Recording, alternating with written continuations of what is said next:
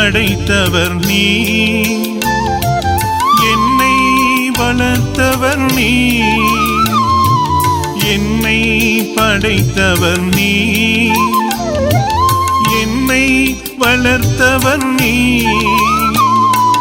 என் பாவம் போக்கி என்னை குணமாக்கி என்னோடிருப்பவர் நீ,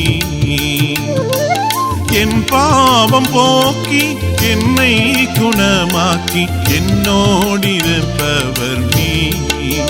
இயேசுவே இயேசுவே இயேசுவே இயேசுவே, பேசும் தெய்வம் நீ, பேசாத கல்லோ மரமோ நிரல்ல, பேசும் தெய்வம் நீ.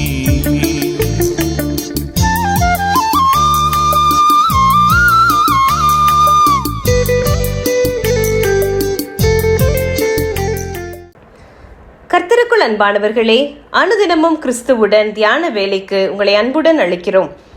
இன்றைய தியானத்திற்கான வேத வாசிப்பு சங்கீதம் 139 வசனங்கள் 7 முதல் 18 வரை.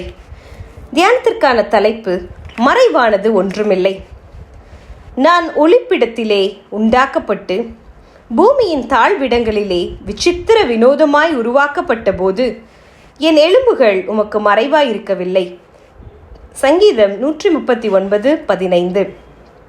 துன்பங்களுக்கூடாகவும் வேதனைகளுக்கூடாகவும் கடந்து செல்லும் போது பொதுவாக எனது வேதனை எனக்குத்தான் தெரியும் என்று நாம் கூறுவோம். இன்றைய நாளிலும் இத்தியானத்தை வாசித்துக் கொண்டிருக்கும் உங்களில் எத்தனை பேர் இவ்விதமான ஒரு சூழ்நிலையில் இருக்கிறீர்கள் என்பது தேவனுக்கு தெரியும். அவருக்கு மறைவானது ஒன்றுமில்லை. நமது தாயின் கருவிலே நாம் உருவாக்கப்படும் போதே நம்மை கண்டவர் அவர். இவ்விதமான ஒரு தேவன் நம்மோடு கூடவே இருக்கிறார் என்று நாம் சிந்தித்து பார்த்தால் நமது எல்லா சூழ்நிலைகளையும் நாம் வெற்றி கொள்ள முடியும். தாவீது இந்த சங்கீதத்தை எழுதும்போது இவ்விதமாய் கூறுகிறார், உமக்கு மறைவானது ஒன்றுமே இல்லை. நான் உம்மை விட்டு எங்கே ஓடுவேன்? என் நாவில் சொல் பிறவாததற்கு முன்னமே நீர் அதை அறிந்திருக்கிறீர். நம்மை குறித்து அனைத்தையும் அறிந்த தேவன் அவர் சர்வ வல்லமையுள்ளவர், உன்னதமானவர். அவர் நம்மோடு கூடவே நமது வாழ்க்கை பயணத்தில் வருகிறார் என்பதை நாம் நினைப்போமானால் நம் வாழ்வில் எல்லாவற்றையும் முன்னெடுத்து செல்ல நம்மை பலப்படுத்துவதற்கு அதுவே போதுமானதாக இருக்கும். அதேவேளை நமது வாழ்வின் அந்தரங்கமான செயல்களை அவர் காண்கின்ற தேவன். என் இஷ்டம் போல எனக்கு விரும்பியவற்றையெல்லாம் செய்து கொண்டு தேவன் என்னை மறந்தார் என்று சொல்லலாமா?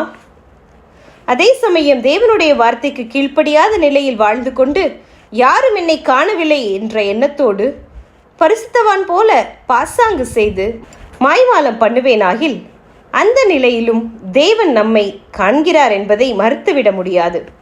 அனைத்தையும் காண்கிற தேவனுக்கு முன்பாக நமது பாவமான நிலைமையை உணர்ந்து ஒப்புக்கொடுத்து மனம் திரும்புவோமாக. இச்சங்கீதத்தை முடிக்கும்போது தாவீது ஒரு ஆழமான ஜெபத்தை ஏறெடுக்கிறார்.